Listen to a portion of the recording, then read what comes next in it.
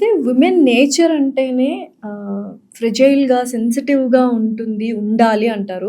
So, ఇప్పుడు ఆడవాళ్ళు చాలామంది బోల్డ్‌గా, కాన్ఫిడెంట్‌గా ఉంటారు. వాళ్ళని చాలామంది అమ్మాయేంటి ఇంత బోల్డ్‌గా ఉంది. బోల్డ్ అనే పదానికి అర్థమే మార్చేసారు యాక్చువల్‌గా చెప్పాలంటే. బోల్డ్ ఈస్ నథింగ్ బట్ బ్రేవరీ అంతే. bold not to afraid of now anything. now the meaning of bold has Exposing. become to vulgarity. అంతే. అవును. అట్లా అయిపోయింది.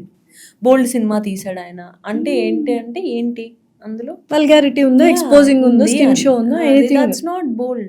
ఎందుకలా? అంటే విమెన్ నేచర్ ఏంటి అసలు యాక్చువల్‌గా? అది మనిషికే 2 ఉంటాయండి. ఫెమినినిటీ ఉంటుంది, మాస్కులినిటీ Masculinity ఉంటుంది. సిచ్యువేషన్‌ని బట్టి ఏదో ఒకటి బయటకొస్తూ ఉంటుంది. I am a woman.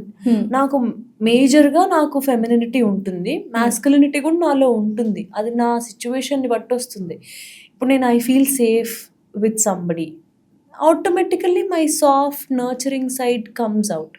I don't feel safe with somebody. Automatically my masculinity comes out, where I behave very strong. I pick up my own bags. I don't ask for help, even if it out strengthens me. కొన్నిసార్లు నా బలానికి మించి ప్రదర్శించాల్సి వచ్చింది. That time you will show your I have to. masculinity. I will. That's how.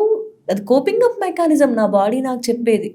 వాడెవడో నేను తేడాగా చూస్తున్నాడు, నువ్వు రఫ్గా కనపడాలి కడలి అని నా బాడీ నాకు చెప్పిద్ది. నా బ్రెయిన్కి సిగ్నల్స్ వెళ్తే నేను now I go home, I am with my people and okay you are safe here, no one's gonna judge you, no one's gonna take you for granted. అంటే I am free, I am soft like a flower.